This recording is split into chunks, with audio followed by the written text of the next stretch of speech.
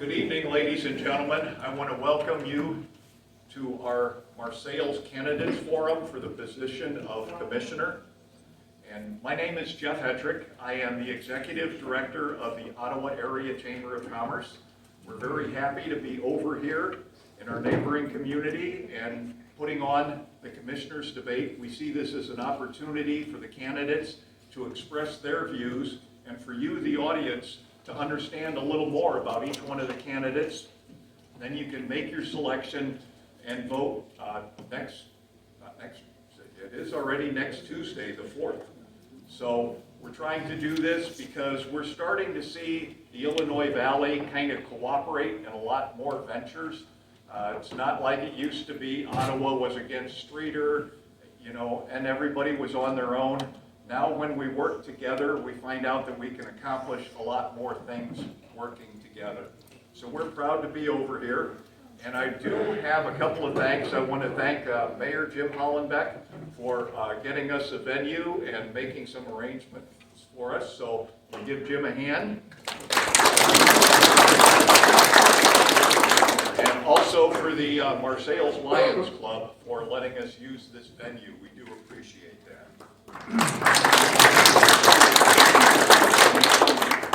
So with that, a quick introduction to how we are going to run the forum tonight.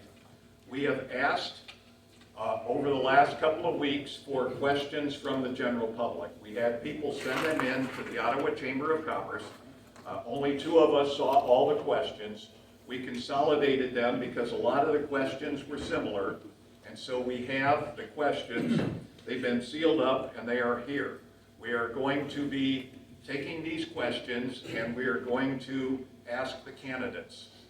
First off, the candidates will each be given 2 minutes to come up to the microphone and to give them a short introduction of who they are and why they're running, and they have their 2 minutes and we don't regulate what exactly they want to say. At the end of the night, they get a 2-minute summary. So each one of the candidates will also have 2 minutes. In between, when we ask questions, we're going to ask in groups of 4. So that way, we'll have one question, we'll have 4 people answer it. Another question, we'll have 4 people answer it. They will be given 90 seconds to give you the answers to the questions. And if there is a contentious point, we will offer a few opportunities to have other people kind of chime in if they have a point that has not been made. So we will work on that. I also need to give my thanks to Julia Peterson. Julia is our membership services coordinator down here, and she has the little timer for the people up here on stage. That is our subtle reminder you're out of time. But she also has a 30 seconds to you're out of time and a 15 seconds to you're out of time card, so we can try to help the people out here. Because I think what we really need to do right now is give a hand to all 8 candidates for coming up here, because this is pretty tough.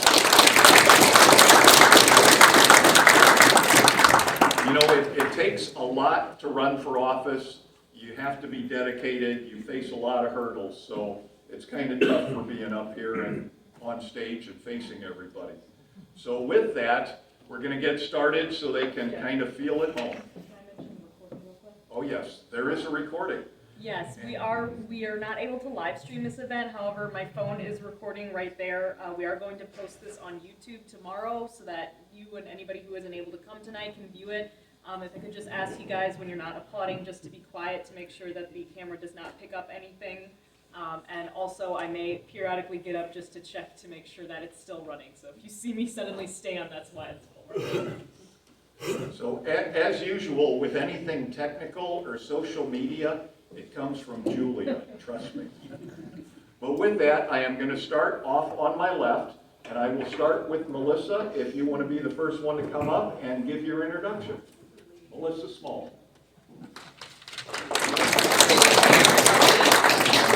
All right. Good evening. My name is Melissa Small. I am running for council this year. A little bit about myself. I am the mother of 2 children, a son and a daughter who are pretty amazing. Work at Marseilles Elementary School. This will be my 7th year employed there. I am deeply involved in our community. I'm a PTA president, union president. I am grant coordinator for our Marseilles Recreation Board. I'm on the Fund Days Committee, and I've been involved in various other committees throughout my years here. I am very committed to this town and everything about it. I think we have a really great history in Marseilles, and I'd like to see us just bring it forward and grow as a community. Excuse me. As a councilwoman, I'm just hoping to bring new perspectives, new ideas, and to work with a group of people that we can finally come into some solutions in order to best serve our town and move it forward. There's so many opportunities for growth, and I think if we just focus on how we can best serve our constituents and how we can get our community engaged, that we will be on the right path to grow Marseilles to its fullest potential.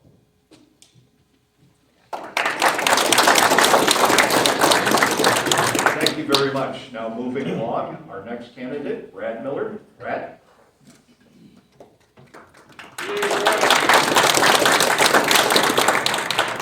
I'd like to reiterate what Jeff said. Thanks for coming. Thanks to the Lions Club. Thanks to the Chamber.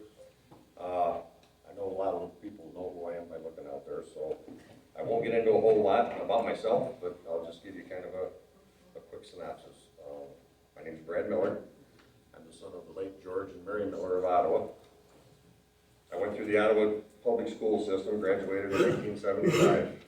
I have two sisters, Lisa Fuchs from Ottawa, Lori Weaver from Dallas, Texas, and a brother Brian who passed away in 1985. I married my wife, Lorena Daggett, 1980. We built a brand new home in Marseilles about 40 years ago, still live in the same house at 826 Clark Street. And I have 3 grown children, Nathan, Ashley, and Bo, who still live in the area. I have 4 grandchildren, Braden Miller of Ottawa, Michael and Jack Johnson of Dayton, and Sydney Miller lives down by Lakin. After graduation, I joined the family trucking company as an owner-operator. I'm 3rd generation retired Teamster after 48 years, following in my father and my grandfather's footsteps. It's kind of a funny thing, but all 3 of us worked at Shear Freight Lines, if anybody remembers that in Ottawa, which me and my father worked there together. Been involved in the city almost as soon as we moved here. Coached Little League, president of the Little League for 10 years, coached basketball at Marseilles for 8 years. I was an IHSA basketball referee for 20. Been involved with the city as far back as I can remember. And I go to almost every meeting, and I sit in the front row, and the council has no idea if I'm going to speak or not. But that's just kind of a funny little thing that we have going. I've been on the planning commission for over 20 years, or 10 years, I mean, and we've helped a lot of things going. Comprehensive plan, okay, I'm good.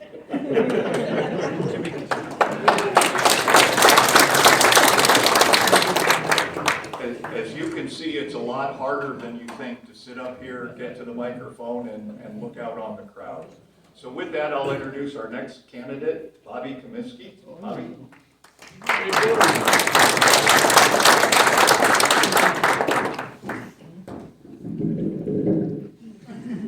Welcome, everybody. Thanks for coming to our Marseilles candidate night. I'd like to first say thank you, everybody that's up here. It's really hard to be in front of everybody talking about what you're going to do if you get elected, and it's very difficult to be a public servant.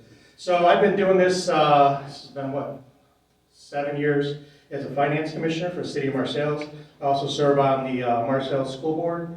There's my wife Maggie. We own Boom in Vinyl, Babaluke's. Heavily invested in the community. I'm with OSB Community Bank, Vice President and Director of IT.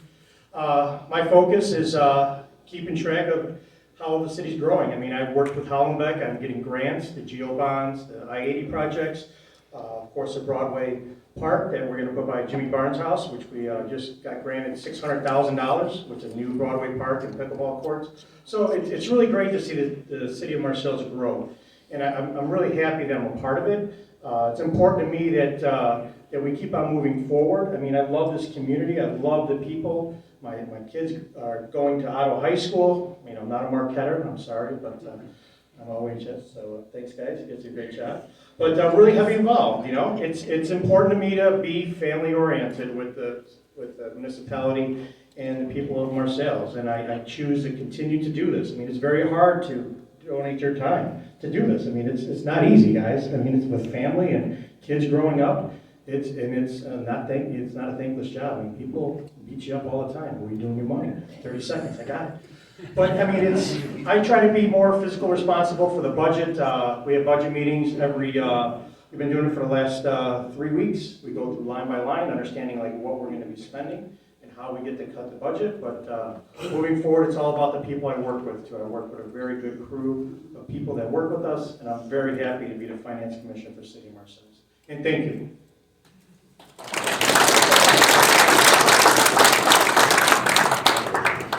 Thank you very much. And I also forgot, I needed to thank Bobby. He got us the sound system and got it working for us tonight. So thank you once again for that.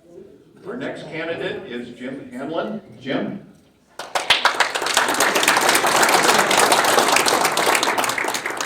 Good evening, everybody. My name is James Hanlon. I have lived in Marseilles for over 60 years in the same house on Clark Street. I'm married to Jackie White Hanlon of 44 years, raised 2 daughters, 5 grandkids I have, and I would like to run for commissioner because I would like to see Marseilles keep growing with this hometown atmosphere. I'm a retired factory worker. I'm currently on the Marseilles Zoning Board of Appeals. I'm on the planning committee, and I enjoy working with both of the committees. And I'm involved in Lions Hall. I'm a member here, so I would appreciate when you're going to vote me in. That's all I got to say.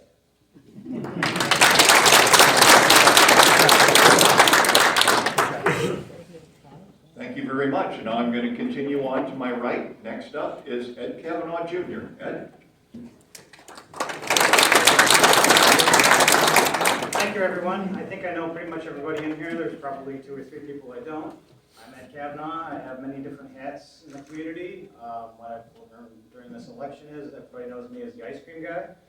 Other than that, I'm on the rec board, the CERT team, I've helped the community since probably in the 90s when me and Jackie and a few others tried to build a community park, now known as Knudsen Park. I hope to win an election and continue on improving our community, and if anybody has any questions, see me after the meeting.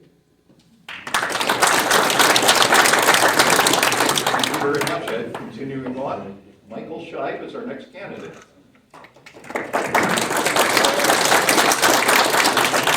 Thank you all for coming. Many of you know me as the mailman, but it's actually my second career. I was a university professor for 19 years. And I'm not used to addressing a crowd I do not get to grade. So if you look underneath your seats, you'll see a midterm exam. I am, first of all, a husband to my wife, Catherine, of 24 years. Thank you for coming. I have 3 excellent and high-performing children, 18, 16, and 14. Very belligerent. Couldn't be prouder. I am presently a union letter carrier. I am the president of the National Association of Letter Carriers, Branch 316. Very much a union household. My wife is a Teamster with freedom. So very much into labor rights. I'm also very much into knowing where our money comes from and where it's going. So what my platform is get the biggest bang for the buck. If we're spending money, I want to make the most out of it, and I want to make it clear this is where our revenue is coming from, be it sales taxes, be it property taxes, be it state and federal grants, and this is where it's going. And I think perhaps our biggest challenge is in educating the community. This is our per resident spending. So if we're spending X number of dollars, if there are 5,000 residents in Marseilles, this is what each person accounts for. Thank you very much.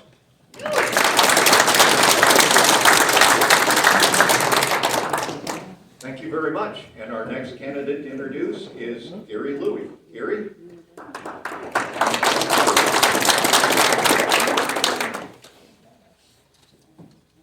Good evening, folks.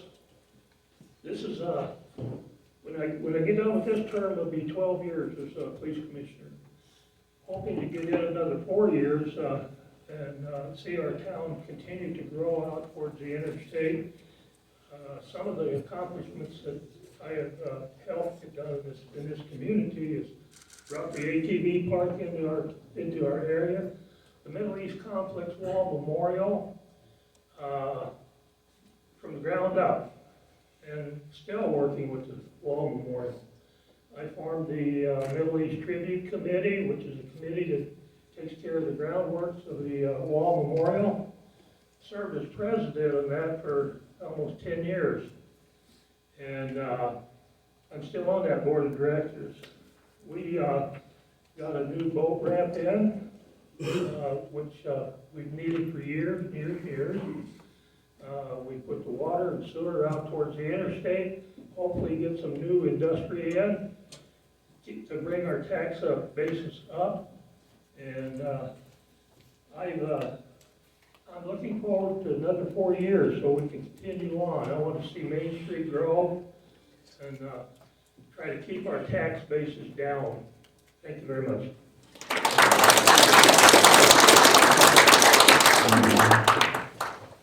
Thank you. And our last candidate is Jim Buckingham.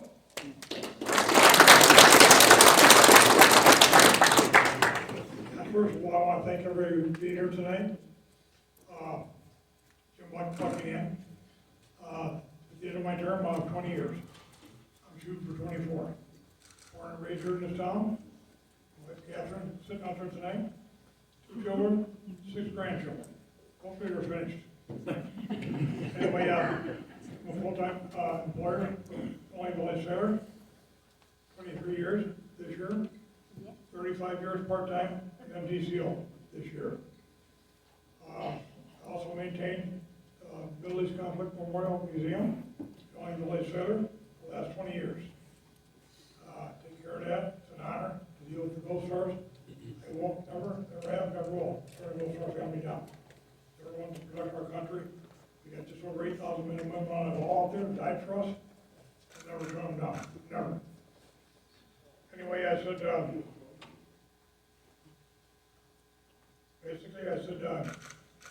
pretty much covered everything. I appreciate you all being here tonight. I appreciate the Lions Club. I appreciate you guys putting me in the event, the Ottawa Chamber. And I'm looking for your vote to perform. Thank you.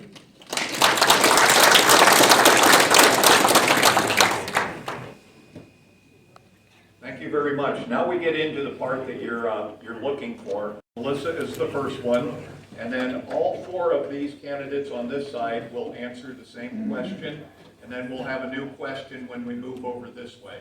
As we go through the questions, we will rotate who answers it first. That way the same person doesn't have to answer last all the time. So for this side of the table, our question is, what sets you apart from your competitors also running as candidates up here? Melissa?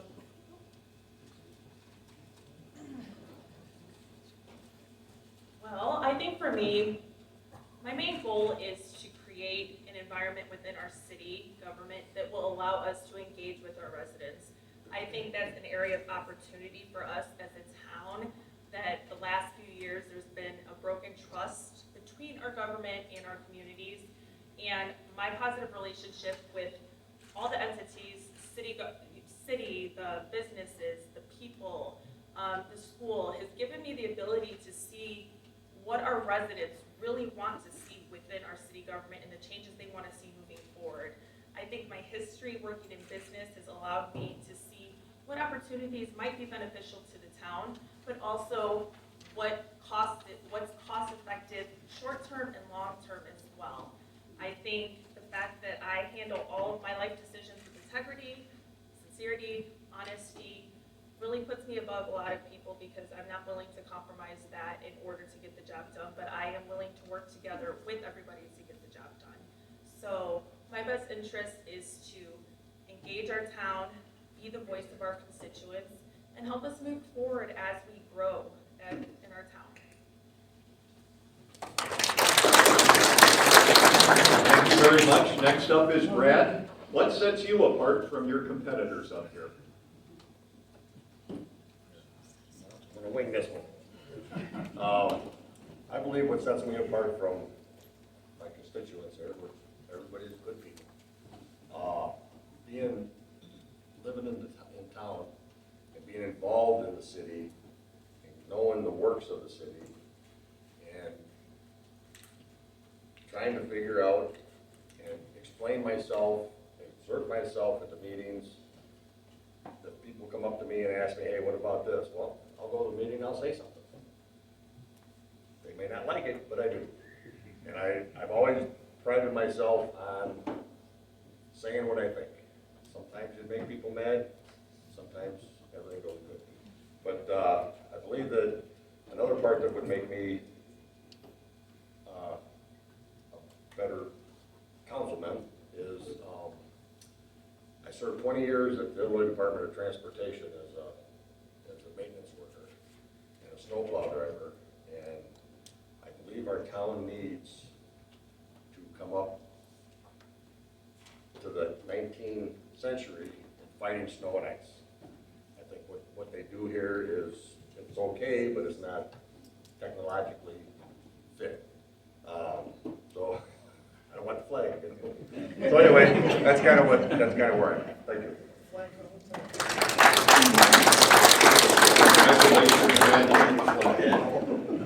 So next up is Bobby, and we're asking you, what sets you apart from your competitors up here? I got this one. Got this one right on. First of all, every 2 weeks I gotta sit in front of these two guys asking me questions all the time, which is great. That sets me apart because I like to listen. So, I mean, what you have with me is access. So, access means that if you have issues or questions about what's going on in the city, what's going on the financial side, what's going on tax levy, the EAV, levy, anything, you come to me, you ask me, and I will find out what I can give you for information. Obviously, with stuff we're going for, grants, it's very touchy because, we apply for grants and it takes a long time to get that. And we work with different partners to get grants. But what sets me apart from everybody else on here is really nothing. I mean, I'm just a normal person that tries to do the best for the city of Marseilles. And I will continue to do that going forward. Thank you.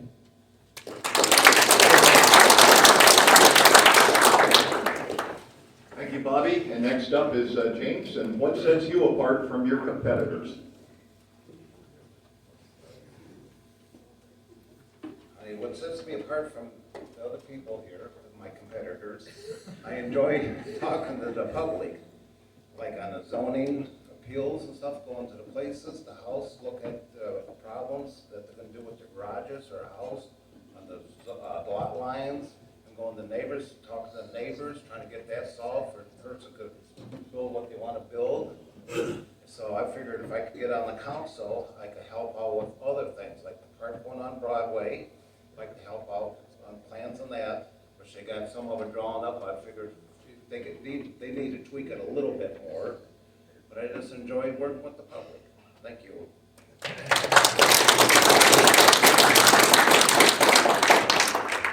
Thank you very much. Now we're going to continue on down this way, and the first one up is going to be Ed Kavanaugh, and the question is, what really motivates you to run for office? Your motivation.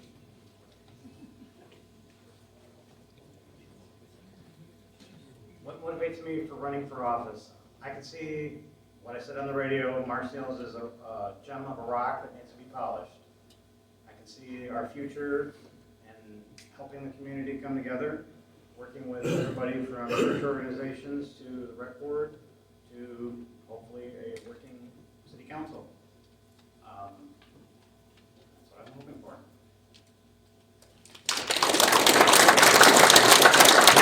Thank you very much. Next up is Michael, and what motivates you to run for this office?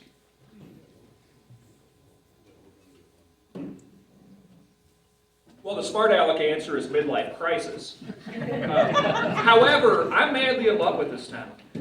I'm madly in love with this town. Here we are in probably one of the largest Lions clubs in the state.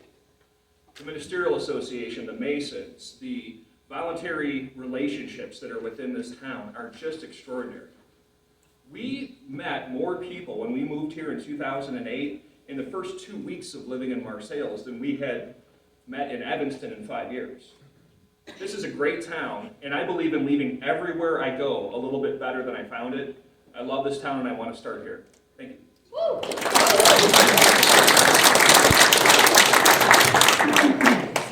Thank you very much. We're going to move on to Gary, and the same question. Gary, what motivates you to run for office? I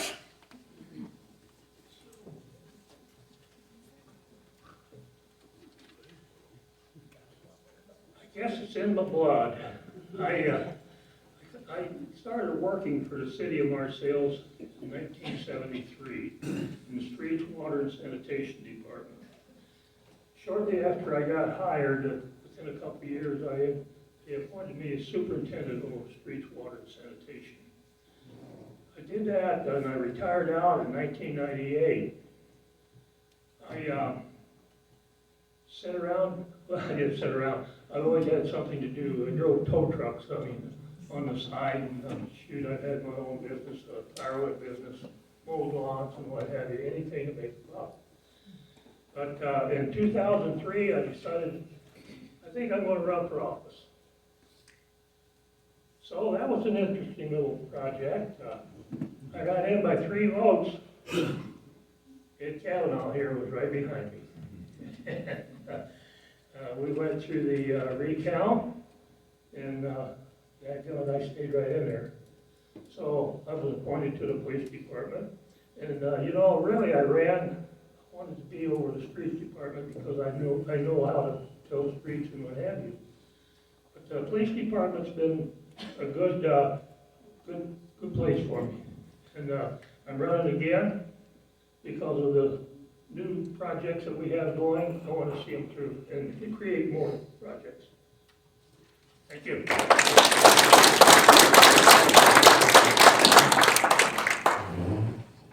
Last but not least, Buck, what motivates you to run for office? I have to say the motivation, you people sitting here tonight in this room, that's what motivates me. It means a lot for you people to be here. Once again, I'm born and raised in this town.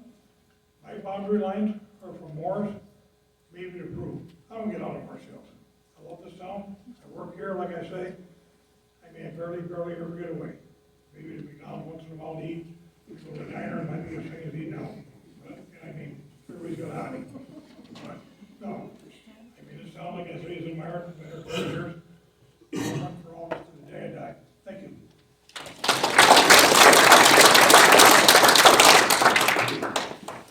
Thank you very much. Now we're going to go back on this side. We're going to rotate. So the first question is going to be answered by Brad.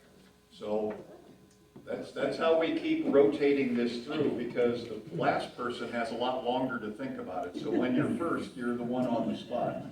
So if you're ready, Brad. A number of Marseilles' young adults are leaving the area after graduating from high school or college.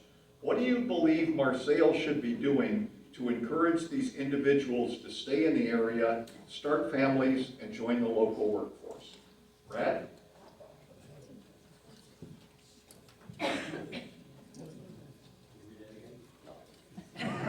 Technically, yes. I can read it again. I believe that the main thing that we need to do is to create industry and business to keep those people here with high-paying jobs, union jobs, is what I would more than recommend. That's got to be the start.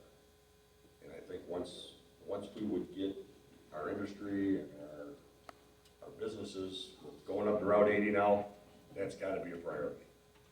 I think we get the first anchor up there, whether it's a truck stop or a fast food, I think the rest of it will come. And, if we get warehouses, trucking, the interstate is of vital importance to our town, along with the river and the rail. And I think once that happens, we'll see people coming. So as they say, you build it, they will come. Thank you. Thank you very much. Next up is Bobby with the same question. That a number of Marseilles young adults are leaving the area. What should we do to keep them in the area? First of all, that's a loaded question. We got to look at the county, bottom line. What's our county doing to have high-skilled jobs in the county? Can we ask ourselves that? What? Are we bringing new industry in? That's what we need to start doing. My son goes IVCC. You know, next step would be a college, you go to SIU or NIU. Does that mean he's gonna come back to Marseilles or the South County and work? Well, what's out here for him to work? What we have to do as a community and a county, which Mike's sitting over there, is that we need to have more opportunities for high-skilled labor jobs, that these kids can come back and live out here. It's important because the housing market for Marseilles, Ottawa, LaSalle, Peru is great. Beautiful neighborhoods, beautiful communities. I came from a community in Cicero. It's nothing like out here. I love it. This is where I want my kids to grow up and have families. And by being a commissioner, I will continue to push that direction no matter where I'm at. Thank you. Thank you very much. The next question, it goes to Jim. Same question. The young adults are leaving the area. What do you believe we should be doing to encourage them to stay here?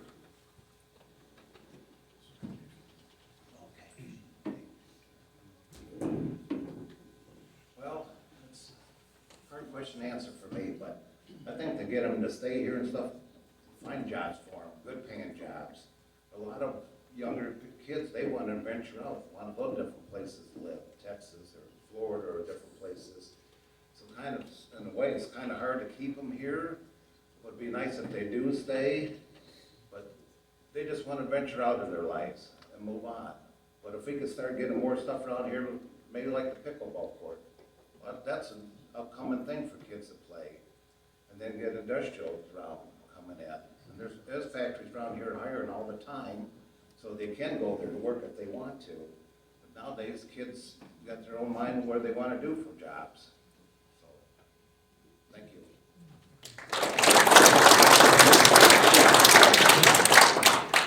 Thank you very much. And Melissa, we did not forget about you. What would you see that we need to do to keep kids coming back to Marseilles? I think that's starting to engage them at younger ages. Our community is built on blue-collar workers. Maybe it's implementing some partnership programs with different businesses in the area, different industrial businesses, different opportunities for them where they might pick a trade that they enjoy and get them involved in that aspect of things while we're building. The building isn't going to happen overnight. However, these kids have years in order to grow into something that they might be passionate about. So I think that would be a great first step to get the kids engaged in that aspect of things. I also think it'd be great for us as a community to try to engage them in our local politics, even if it's on a small scale. A lot of the kids are out doing their own thing. Right now, it's imperative that we instill those values in them as they grow, to want to take pride in where they're growing up and to see that this town does have a lot to offer. They might want to go other places, but if they have opportunities to grow here, then they might want to stay here and come back and to continue to invest back into their community. So I think the first step to that is to create the opportunities, starting at a smaller scale, seeing what they want, engage them, and don't flag me, and see where it is that they might want to go. I think really we need to start talking to them and see what opportunities they think would best serve them and go from there. Congratulations, you avoided the flag. We get a breather on this one, so we're going to move on to Michael. We have a new question, which, how would you, as a commissioner, handle notifying local business or property owners of an upcoming decision that would affect their property? What level of communication do you believe is appropriate for a situation like this? Michael?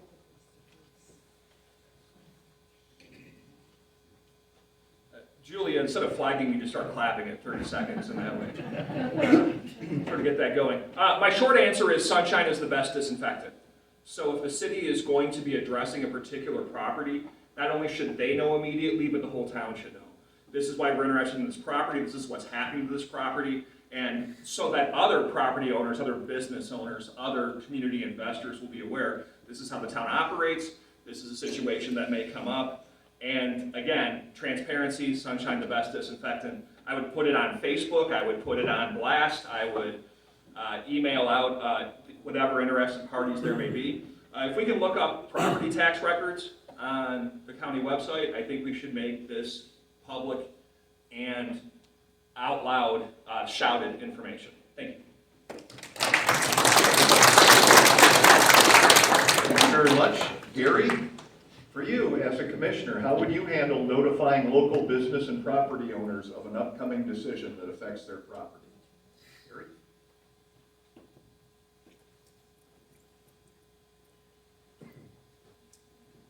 I believe this curtails calling in a special meeting, a place like the Lions Club here, invite everybody to come to this, in reference to these changes. Transparency is correct. I mean, we have to be open-minded and let the public know what's going on. And in doing so, we do have a city website that people can get on and that they can use to further get knowledge of these projects going on. So that's about all I have to say.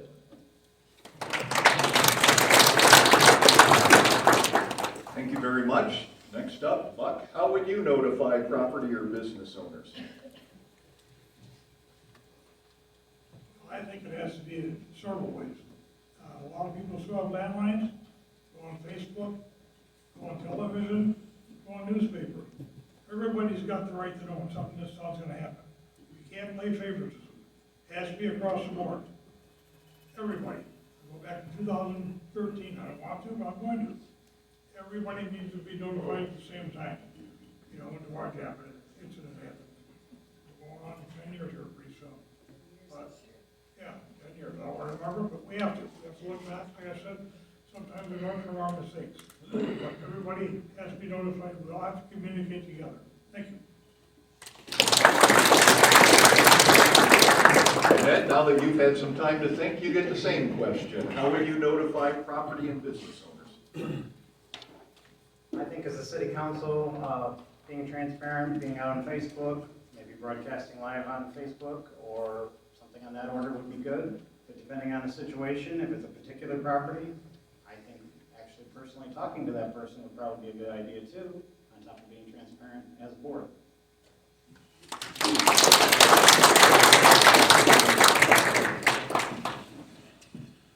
I'm going to let everybody in the audience in on a little secret. It's not behind the stage here, so this is how we get the random questions in a random order. So the next question is going to go to Bobby. You get to answer first, and it's a long one. Washington School and the old Nabisco building continue to deteriorate and create safety issues when people trespass and enter them. Neither has adequate security to prevent this. Previous attempts to change the status haven't succeeded too well. So the big part is, what new ideas do you have to address the problems associated with these type of buildings? Bobby, welcome to the big time.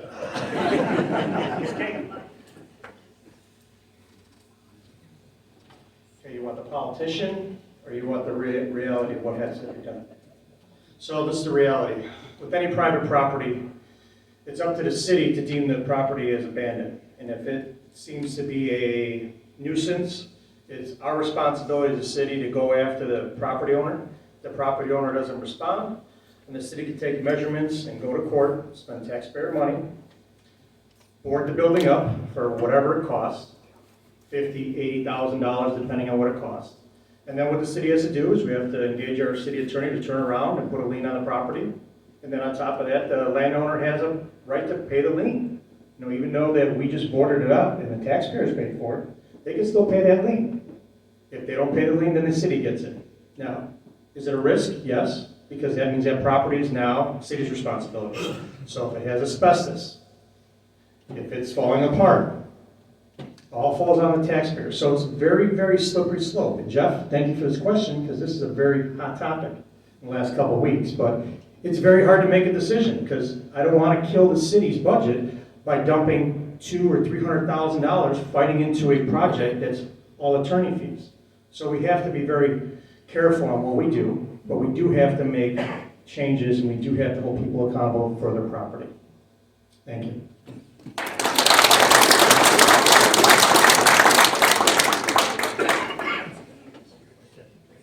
James? the question about the deteriorating building. So what ideas do you have to help address this issue?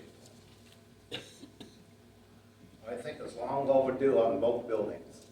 Something should have been done a long time ago, a long, long time ago. So I think the city should start moving in, which I understand that they're trying to, but I don't see nothing done. Every time election comes up, they talk about the Washington School and Nabisco. Something's gotta be done soon.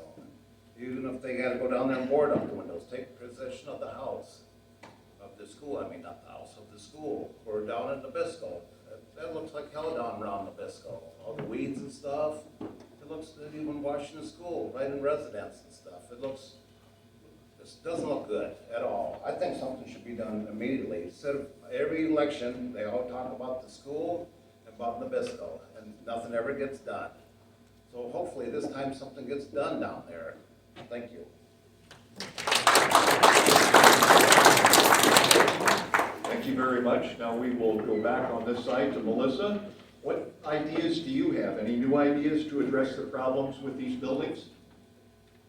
I think the first order of business would be to reassess if they are worth investing in. I know we've had interest in the Nabisco building, but from what I was told, you would have to weigh the pros and cons of whether that was a solid investment for our town. Do we have the draw to bring in buyers for luxury condos? Probably not. So yes, I think we need to hold these property owners a little more responsible and push them a little harder to get it done. I mean, they're both eyesores in our community, and they're both areas where we can build things that would be beneficial to our town moving forward.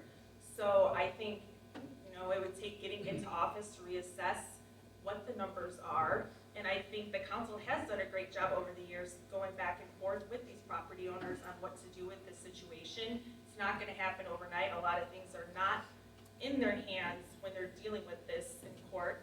But I think, like I said, it would be our best interest to figure out what opportunities would best serve our community, what the most fiscally responsible way of going about handling it would be, and then going from there.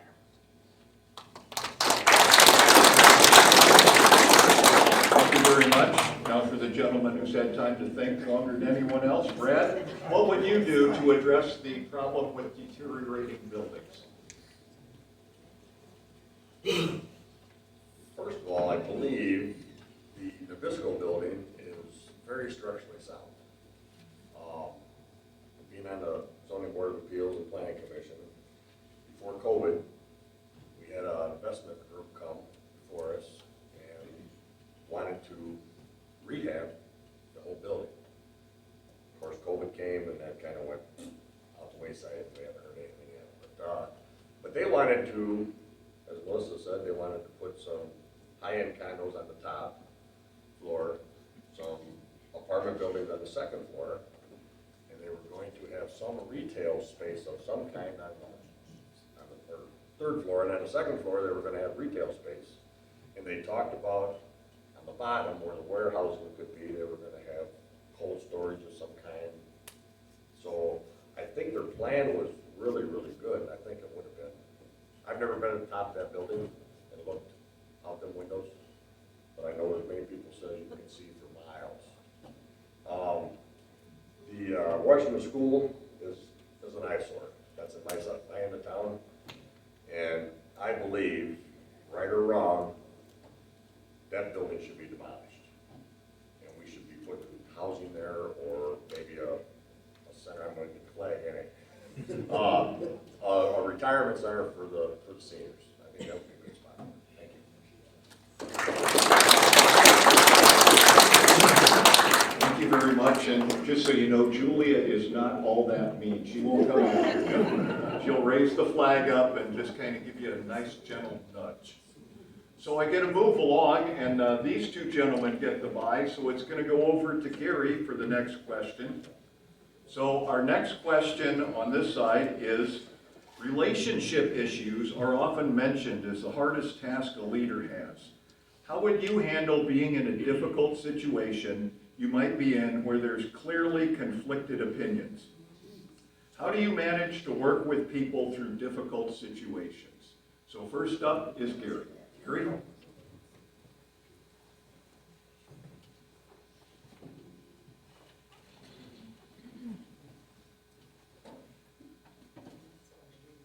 in my line of work with the city, as streets, water, sanitation department, I had those kind of conflicts with people trying to get things done. The general public, dealing with the general public, which I figure I got a pretty good system. First of all, I'm not gonna answer anything over a telephone. I get a call, I'm gonna contact these people, and I wanna meet them face to face. Sit down with the people and work their problems out with them. You have to be open-minded when you go into this. I mean, you have to really work with people in order to get these things straightened out. The issues that come up we may have to call in different, different agencies and what have you, which we do as police commissioner. I mean, if I can't handle it, I mean, well, I rely on the attorney. I'll go to the attorney and talk to them. And we get things done that way. Being transparent with people, be honest with them, and at that point in time, you get things accomplished. Thank you. Thank you very much, Buck. Relationship issues and how do you manage working with people in difficult situations? I've approached this a couple times over the last 20 years. Like I say, honesty is the best thing people can have with me. I'm outside, I got landline on the phone book, people once again where I work at. My wife just started me saying it. There's three sides to every story. Yours, mine, and the truth. Or his, hers, and the truth. However we want to put it. It's my job to look into it, you know, and find out the truth. I want the truth given to me. I want your side, but I also want the truth. That's what my decision is going to be based on. Thank you. So next, Ed, relationship issues and how would you manage working when there are clearly conflicted opinions and difficult situations? The thing that comes to mind is 10 years ago when we had the flood. In this room here, we had people coming in, getting supplies, and just listening to their frustrations, talking to them, helping them. Difficult situations, all you can do is listen and try to come up with a solution.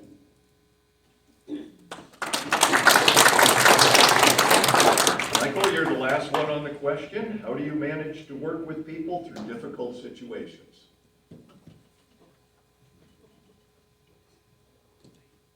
Well, I firmly believe that if two people agree on everything, one of them isn't necessary. And I'm the branch president of the Letter Carriers Union, and I have 27 people who don't agree on anything. Okay, so what I bring to the table is we're not going to agree on everything, but what I owe you is not my agreement, but my reasoning. Here's a list of the pros, here's a list of the cons, and if, by the way, there are no cons on something, I will not vote for it. I have to know a good reason why a thinking person might disagree with me. So, again, know that disagreement is inevitable, disagreement is healthy. However, we owe the people our transparency, our honesty, our thorough consideration, but not necessarily our agreement. Thank you.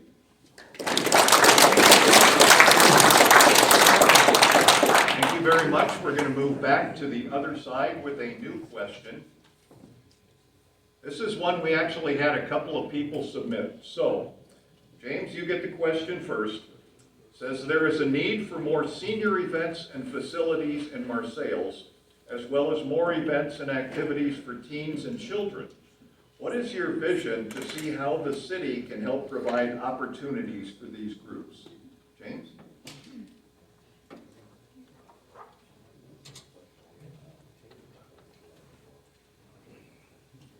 Well, for the youth, we get in that park in, so there'll be a pickleball court there, basketball court, and we got the boat launch, they could go fishing in the river. You know, there's a lot of stuff around here the youth could do. And the seniors, I think they should provide transportation for them to go to different places. They got, at the old Casey's, they got a place going on down there for them.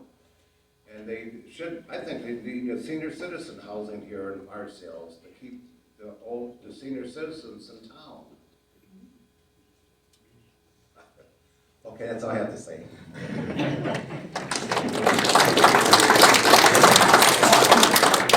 Melissa, we're going to come back to you on your ideas for more senior events and facilities, as well as events and activities for teens and children. Melissa. I think the first process for this would be to engage with our youth first off and see what they would like to see. Get some input from them. We do a lot of activities in this town and we do try to be as inclusive as possible. However, there is a huge disconnect between the younger ages and that middle age. So I think talking to them, seeing what opportunities they would like to see, and then maybe develop some strategies and some plans on how we can implement those moving forward. And our seniors are extremely important to our town. They, have built this town and so much history in this town. And we do have some great senior services in this town. However, I would like to see some more programs implemented where they can get involved. If they're into gardening, beautification, any way that they feel that they can get involved and then go from there. We do need to provide these services in order to help keep them safe and to help keep the history of our town safe as well. So I think, again, it's engaging our community, getting their input, seeing what is feasible for us to do, and maybe getting some ideas from surrounding communities about what has and what has not worked, and take those in consideration with any ideas moving forward. Thank you. Thank you. Brad, the question goes to you. There's a need for more senior events and facilities, as well as events and activities for teens and children. Would like to know, what is your vision?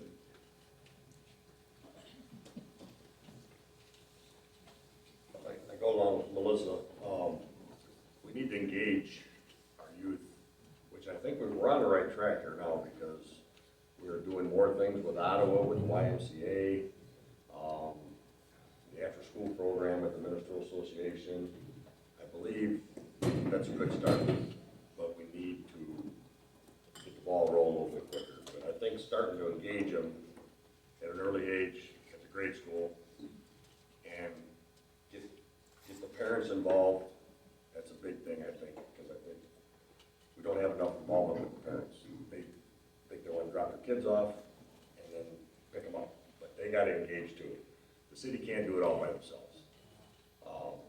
As far as the seniors, when I first moved here 40 years ago, whatever it was, I enjoyed sitting and talking to the older people in the community. And if you can listen to those stories and learn, my father-in-law was one of them. I could sit and listen to him for hours. He would never tell the same story twice. But it was just stuff that happened in the past that people should be proud of in this town. So I think, senior center would be good, and a living center would be awesome. Thank you. Bobby, you're the last candidate to get to weigh in on what is your vision to provide opportunities for the groups of seniors and younger adults. Seattle's not here today, right? No, she didn't show up. Well, if you look at everything Seattle Sutton did for the city of Marseilles, we have a lot of stuff going, her walk over the bridge, that brings in senior citizens. We also do stuff at the park. We got some stuff slated this year for music in the park. It's a great senior citizen event.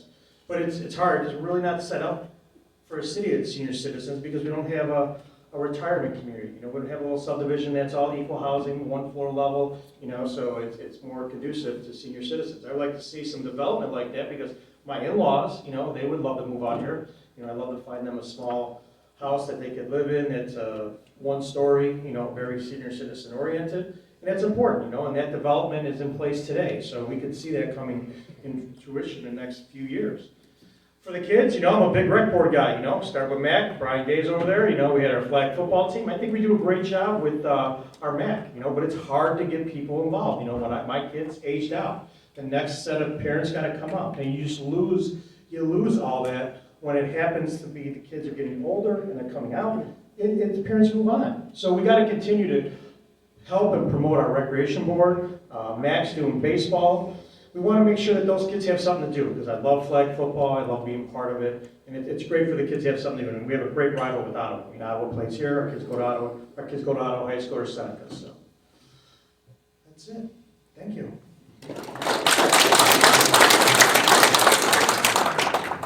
Thank you very much. We had a wide variety of topics, and we're going to switch gears.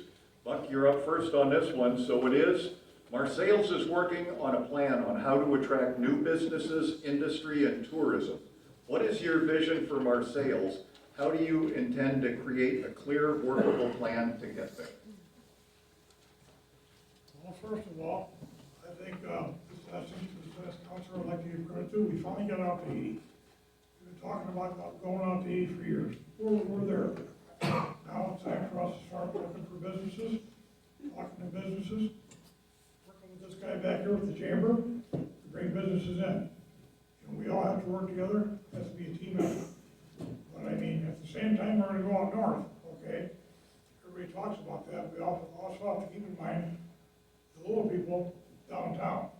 Kind of reminds me of Walmart, Kmart and Target. When all the places came in, the smaller places started suffering. I want to support the places up north, it's a big thing, but I also want to support the places downtown, the small man. Thank you.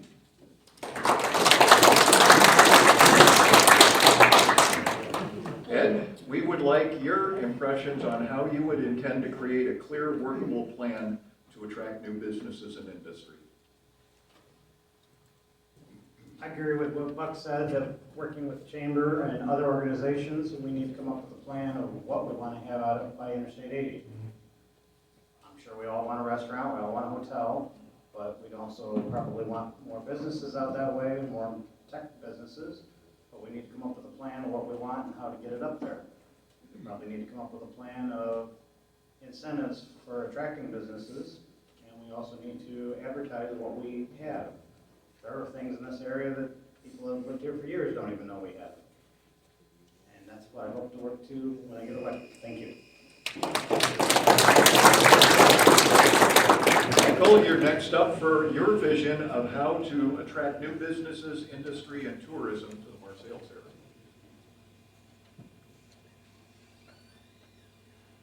Well, it's a good thing that I extolled the virtues of disagreement, because I'm about to. I don't think we should put a hotel on 80. I also don't think we should put a truck stop on 80. I don't think that amount of traffic would be helpful for the quality of life for the people here in Marseilles. I think it might involve an investment that would be too costly. I instead realized that exit 97 is kind of our front door, and we definitely want to encourage money coming in, but it has to be smart growth, not just unlimited growth. Perhaps a fast food and gas station combination, perhaps some light industry, but again, with environmental concerns, with the disruption to neighbors, to how our sewer and water can handle it. So I obviously believe that the more money we have to work with, the better. However, we have to be aware that liabilities come with growth, and that growth must be managed very intelligently and carefully.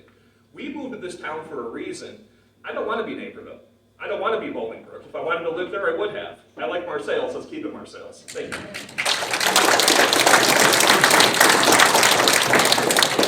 Also on this side is Gary, and your vision for how should Marseilles work on a plan for business, industry, and tourism. Gary?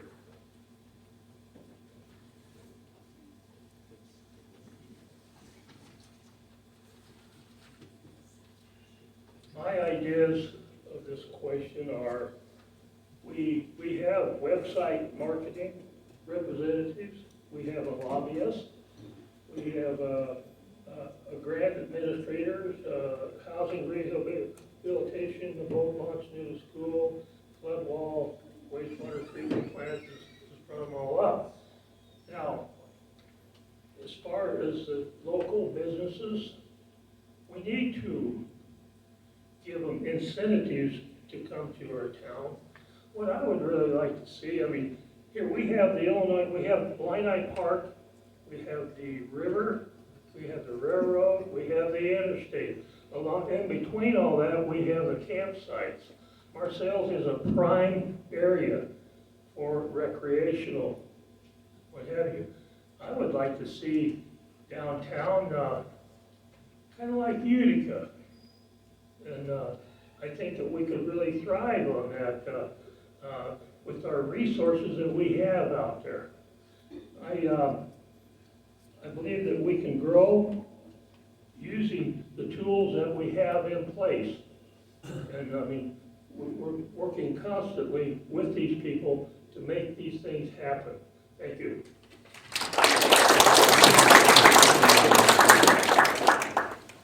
We've been asking a lot of really hard questions of everybody that's up here. So we're going to do something different. We are going to do a speed round. Oh, boy. One word answer, yes or no. Is the city's Facebook page effective in getting information out? Melissa, you're up. No, you don't. No. She says no. Brad? No. He says no. Bobby? Yes. There's a yes. James? Yes. We have two yeses. We're going to move along. Ed, your opinion? No. Michael? Yes. Another yes. And Gary? Yes, definitely. Okay. And Buck? No. Okay, you heard an even split up here. So the next time you see these people, ask them for more details. So with that, I get to come back and pull up more. So we're going back to this one from Melissa. You caught your breath on the speed round. Do you think our Main Street downtown is healthy and successful? If not, what would you do to change downtown and Main Street? You get to come up from this one. I think we've definitely made a lot of positive strides towards the improvement on Main Street over the last few years.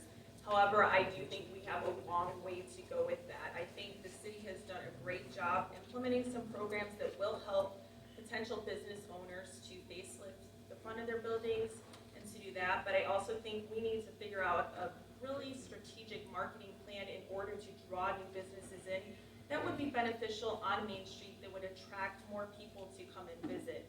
We have some amazing restaurants that have opened in town, but I think we need a little bit more diverse group of businesses that will bring people in, not just to eat, maybe to partake in other things, whether it's shopping or wine tasting or something that would be very unique to our downtown area. And I think that's an area of opportunity for us as a town, is to get those people drawn in and to continue to beautify the downtown area. There is a lot of potential there, and I really think if we just sit down and draw up a really solid marketing plan and do some research, we might be able to bring in the right people that will help us grow and get more people to want to be involved and to bring their businesses into Marseilles.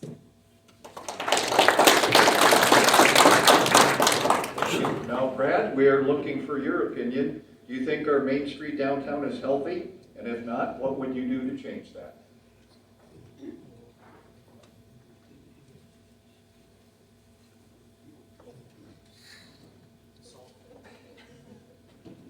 I believe it's pretty healthy. The people who own businesses downtown have worked their butts off to facelift their buildings, rehab the insides, to make them comfortable when you go in, whether it's going in for pizza or chicken. I think the atmosphere is very good. What I would do different, I guess I'll go back to when I moved here. There was all kinds of different varieties of stores downtown. You know, there's a department store, there was a Bell Mel, I don't know if anybody ever remembers that. You know, where the mattress factory was. I mean, it was a booming little neighborhood down there. And then I think what happened would be the big superstores started coming. So of course everybody drives, maybe save a buck, $2. But I think the people that have survived all this, I think should be given a hand. I say, you know, because done very, very well downtown. I know the parking sometimes is a problem, but we've talked about that at the planning commission, so I don't know what we can do, but okay, I'm good. But anyway, I think we're on the right path. Thank you.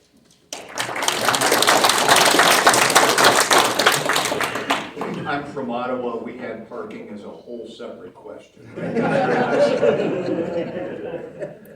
Bobby, for you, what do you think our Main Street downtown, is it healthy and successful? If not, what would you do to change it? All right, here we go again. Well, last year, we opened a tax tip, which Jeff, we'll talk about that later, 2-hour conversation. We opened a tax tip for all Main Street properties. So what that gives us is that helps the city hold back the taxes that we give to the county, the school, the fire department. And we take that money, we put it into a coffer. And basically what we do is we form a tax tip committee that all the Main Street owners that are in that tip could go and ask for a facial, if they want to make some, changes to the front of their buildings, if they want to do something with tuck pointing, if they want to open a new business, it incentivizes people to use that Main Street TIF, to use that money to develop their business. Because I don't know if anybody eat at Bob Luke's? Okay, so our family owns 9 buildings on Main Street. So those buildings that we own, we started with 1 building and we bought the buildings next door, and they needed tons of work. Who's going to invest in town? Are you going to come in and drop $150,000, $200,000 and resurface the front of a building? No, you're not going to do that. You know what you're going to do? You're going to walk away. You're going to go to Ottawa. You're going to go to some little strip mall. I don't want that. I love the downtown area. I love when the Freedom Run comes downtown and they all park and everybody's on Main Street. It's just so invigorating to see that part of town just arrive. And it's important to me to keep that Main Street busy because it's important to have a thriving Main Street. I mean, Roy's at my restaurant every day eating, and people come from Naperville to look at his crafts. You know, that's the great part about Main Street. Thank you.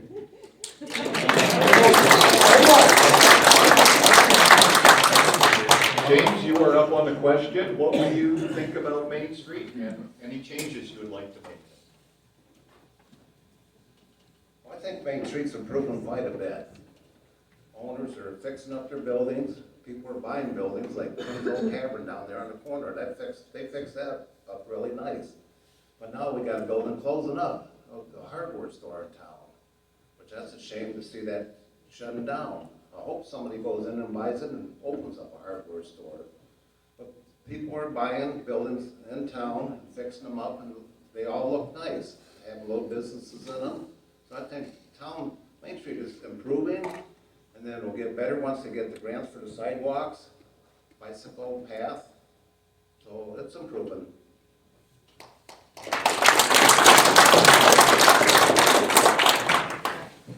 Thank you very much. So we are going to switch back to this side of the table.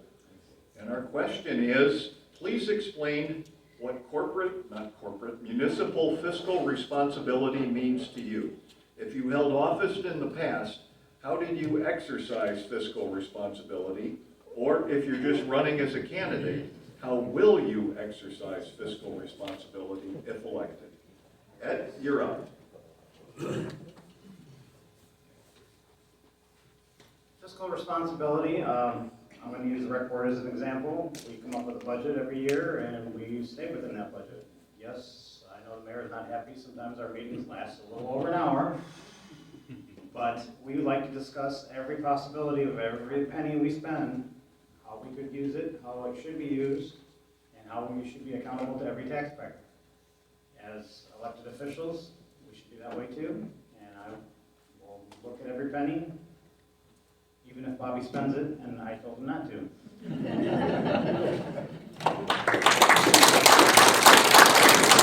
Michael, we'd like you to come up and explain what you think fiscal responsibility means to you.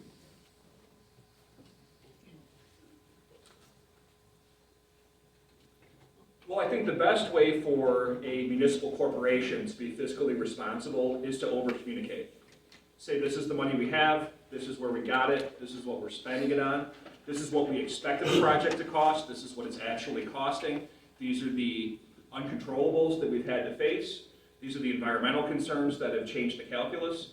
I really believe that it's not about spending necessarily a lot or a little, it's about spending wisely and spending publicly. There should be no secrets whatsoever.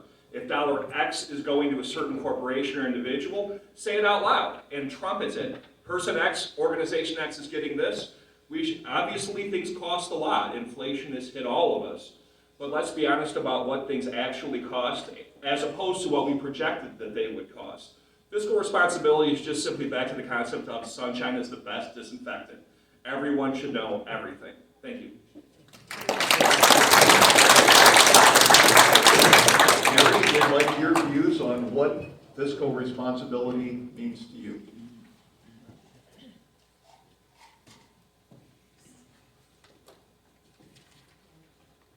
Well, as your commissioner, I plan to stick to my budgets.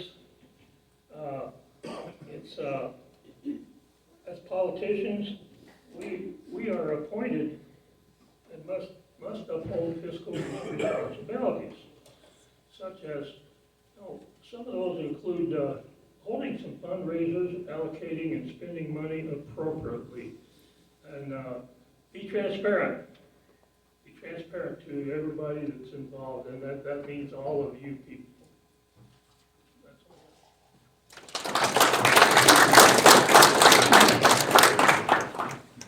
Thank you. Now, Buck, you're the last one on this round. Please explain what you think fiscal responsibility means to you.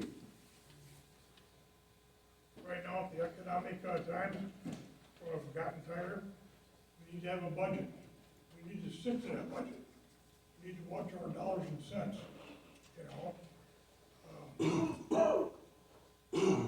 Everything we need to do, my wife taught me this trick a long time ago. A lot of things we need, a lot of things we want. She always told me, I want a lot of things, I want a new truck. She said, do you need a new truck? No, I don't. I think the city needs to be the same way. Watch our needs, watch our wants, and do what's best for the city. Thank you.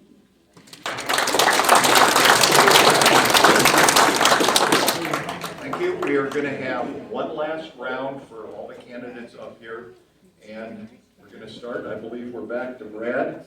So your question is, how will you support community events such as Fall Fest, Fun Days, Easter Egg Hunt, Freedom Fest, etc.?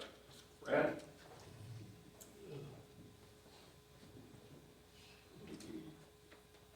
First of all, I don't think there's enough of that.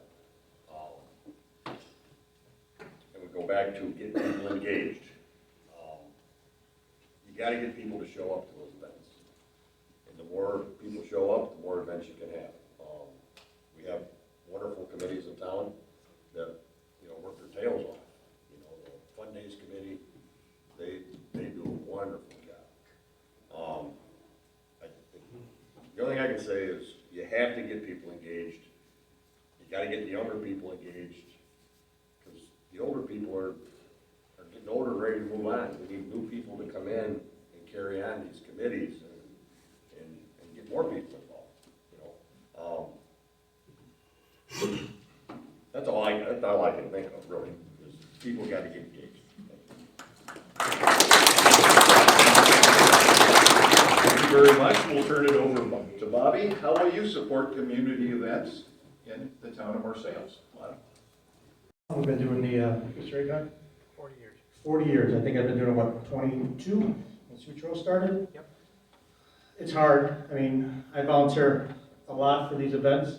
My wife would argue that I do too much, but I do love it. I love being with Ed, and I love doing the Freedom Fest. That was a great thing while it lasted, having stuff on Main Street. It's important, but like I said earlier, my prior conversation is, you have to get new people, new blood. Bottom line is, Catherine kills herself. I killed myself with a Freedom Run. I think Dawn was part of it for a couple of years too. It just gets to the point where it's just too much on a couple of people.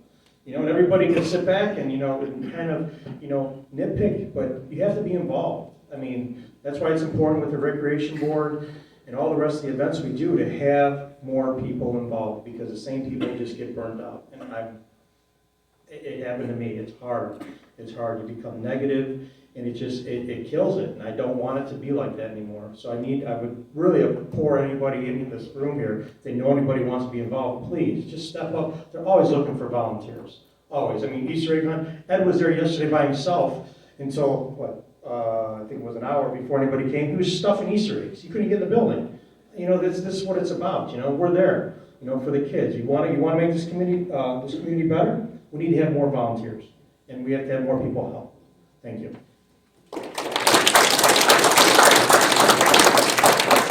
Thank you. Now, James, how will you support community events such as Fall Fest, Fun Days, and Easter egg hunt?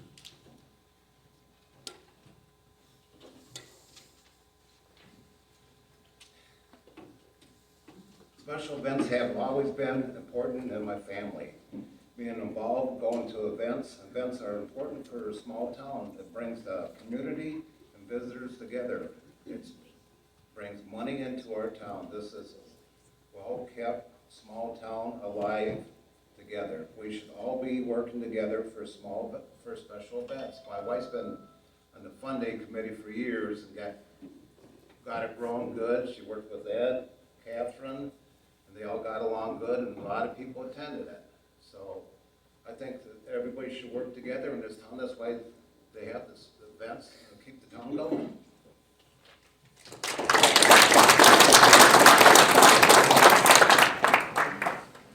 Thank you. Now, as we're moving over this way, I believe it's Michael, you're up first. How do you plan to involve residents in the decision-making process in our town council?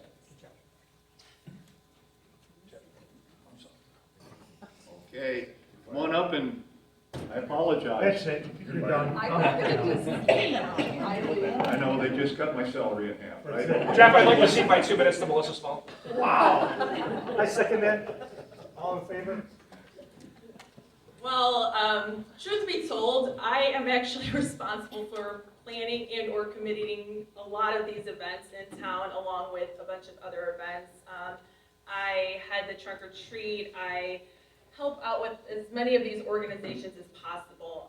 If I am not either chairing and or coordinating an event, I am there to volunteer in any capacity I am. I do think we, as a small town, do a lot of activities, more so than a lot of small towns in the area. However, I guess, not to beat a dead horse, we really do need to have people step up. I started implementing stuff within the school, and that's a valuable resource. I've met with administration to try to engage with some of the younger preschool and kindergarten parents and had meetings with them and getting them on board and some volunteer things.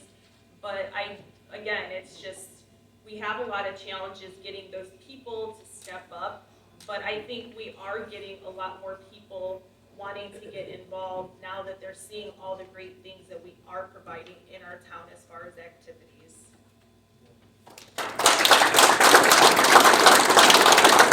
Okay, did I miss anybody else? Good job, Jeff. Now, Michael, how do you plan to get involved, or how do you plan to involve residents in the decision-making process in our town?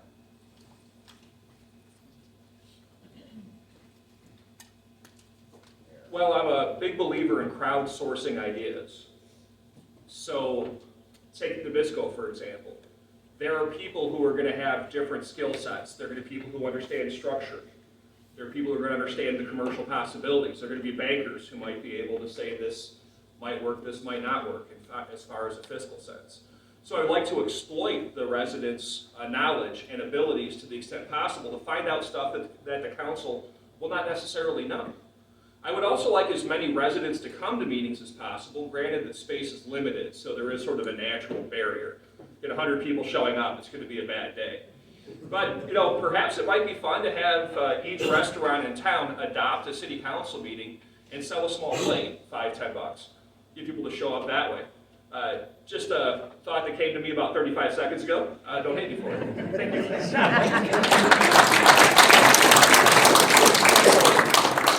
Thank you. Gary, you're up next. How do you plan to involve residents in the decision-making process?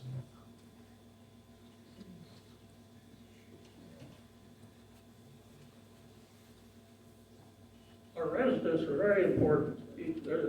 We're all team members here. You elect 4 people into the city council and the mayor. So you are a team. My suggestion is to attend your council meetings, get involved. If you have questions, go to your councilman and your mayor and try to get your answers. If we can't give you the answers, we'll find a way of getting them. And we have that resource. Getting the people involved, there's all different kinds of ways, but volunteers are kind of hard to come by. I would say to get people involved, hold your meetings and stuff like that. Try to get them to come to the meeting. We need help with this and that, whatever. That's all I got.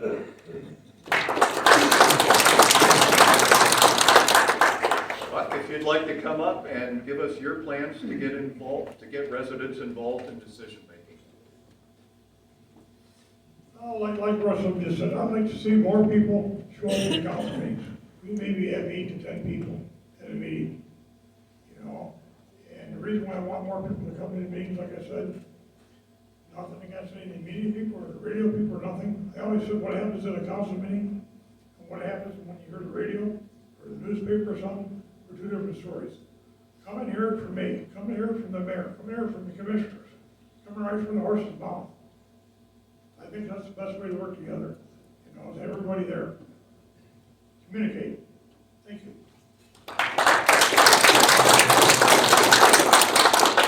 Don't worry yet, I learned my lesson, I'm not gonna forget this. So you're up.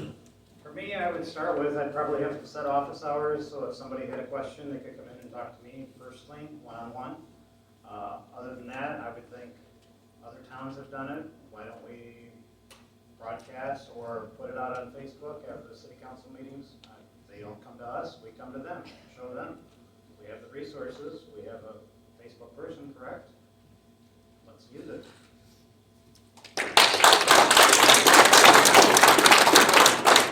And with that, that comes to the end of the question and answer portion that we have. So we have promised each one of the candidates, they get 2 minutes to give their summary for tonight, and they can use it however they want. If they're just out here shamelessly begging for your vote, it's their 2 minutes. So I'm going to start over here this time with Buck. You're going to be the first one up for your 2-minute summary.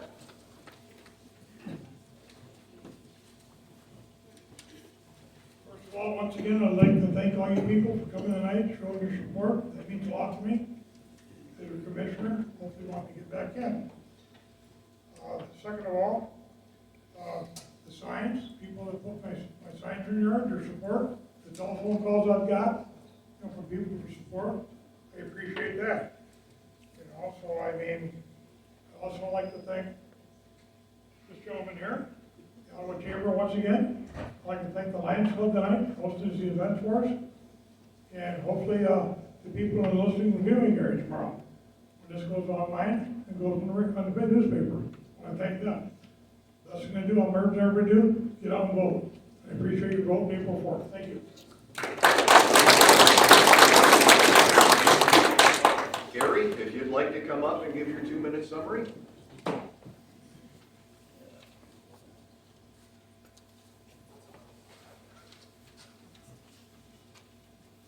In closing, I would like to say it's been a real pleasure the last 12 years to serve you people. And like I said earlier, we are a team. You come to me with your problems, I'll try to solve them. I'm not going to promise you anything other than the fact that I'll work my tail off to try to get to the bottom of any problem. We as team members have accomplished a lot. And I would love to be your team player for another 4 years. I think there's an awful lot to be done, and I know how to get it done, because we have the resources in line to work with us. You go to the polls, keep me in mind. Gary Louis. Thank you very much.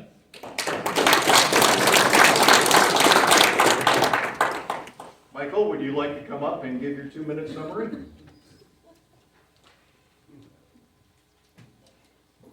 Well, it's somewhat of an embarrassment of riches up here, so I don't think you can go wrong with your first choice. Just make your second choice me, and that'll be fine.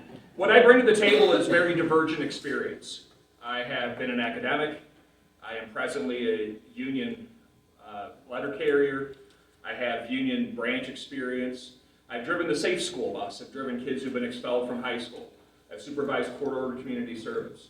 I've had my toes in a lot of different waters, but I gotta say, the waters of Marseilles are my favorite. We found Marseilles by mistake back in 2008. I was teaching at the University of St. Francis, and we drew a 40-mile circle around the city of Joliet. So we're gonna start here and work our way back toward Joliet.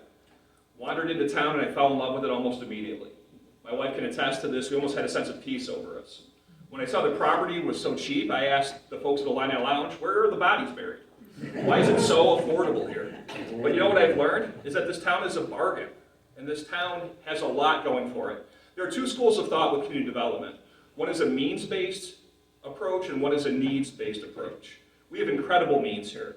We have the Rotary, we have the Masons, we have the Ministerial Association, we have the Marseilles Lions Club, we have an active business community. Let's build on what we have, and I don't think we can be stopped. Thank you.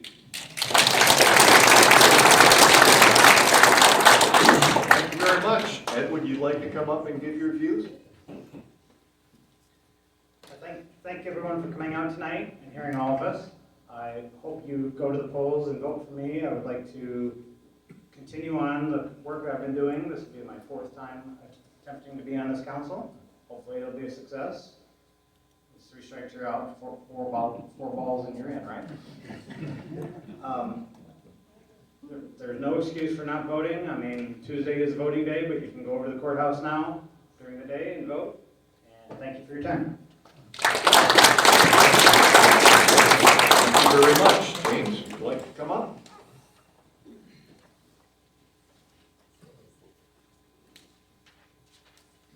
I want to thank everybody for coming out tonight. I'm running for city commissioner because I think Marseilles needs some new leadership for the changing times. Being a commissioner should not benefit myself. I think this is happening in our current council. It should benefit the whole community. As a commissioner, you should abide by the same rules and laws as everyone else. If I elected, I will always be available for public concern and would appreciate your vote in the upcoming election. Thank you. Thank you very much. Bobby, your 2-minute summary? First of all, it's been an honor being your finance commissioner.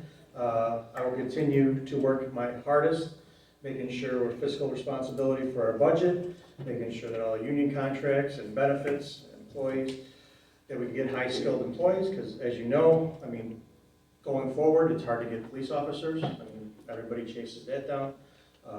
City workers, it's hard to get city workers. I mean, so I think we got a really great team of employees that work for us today, and if I get reelected, my wife is just probably saying I shouldn't, but if I get reelected, I will continue to push the path forward, which is evolving. I'm 100% for making sure the town evolves, because it helps us, it helps the municipality, it helps the community, and it also gives us a sense of urgency and gives us a sense of completion, and to me, that's important. And continuing going forward, Jeff and Julia, thank you very much for putting this on. And can I please have the flag? I want to give that to Brad as an award, if that's okay. But thank you very much. Just want to let you guys know on no clapping yet. Okay. I got the last part of it. On Thursday night, I invited all the commissioners over to Bob Luke's from 6 to 8 for pizza and drinks. Hopefully not alcohol, unless Bob Howie's paying for it. Just saying. But please come and meet and greet them. Stand around Bob Luke's from 6 to 8 and have some pizza and talk what you want to see the commissioners do. Because I'm really impressed on who we have up here today. Because it does take a lot to be on the city council, and I'm really happy that we have people that want to get involved. Thank you guys for being part of it. Thank you. Thank you very much. Brad, you're up next with your summary.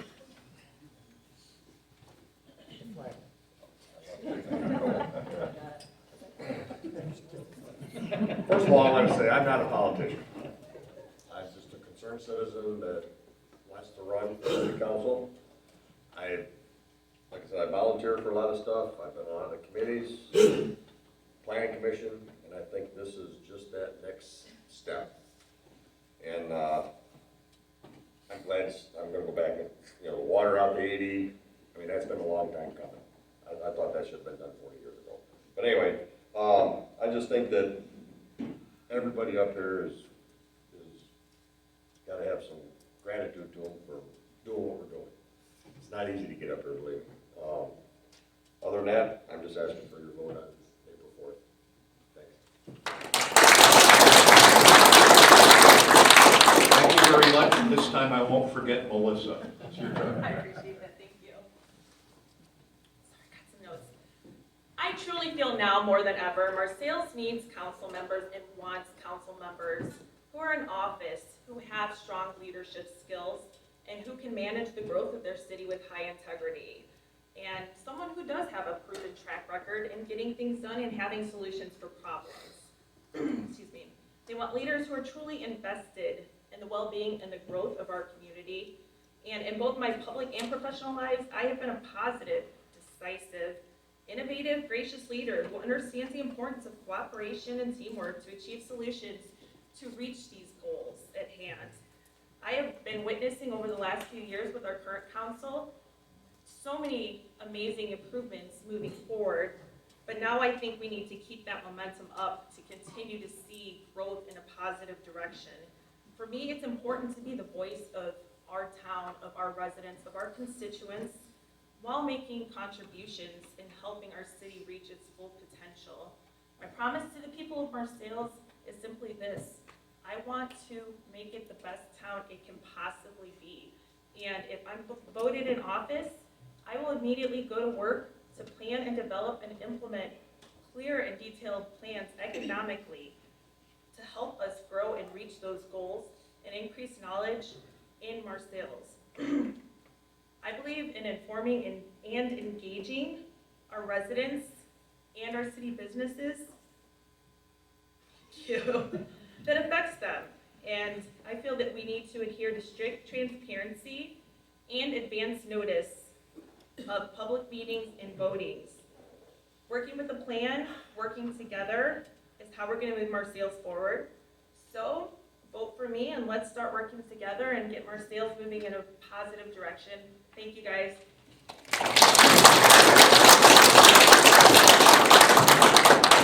Thank you very much. One thing, it is very hard to sit up here, come up to the microphone, look out, and speak.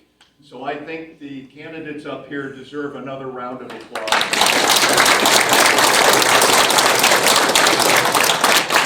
And once again, we're in that time of year where your vote matters. I can't say enough. Get out and vote. You can early vote. You can vote on the 4th. Please get out and vote. You took a big first step to be informed by coming here. The Ottawa Chamber is going to put the recording on our website.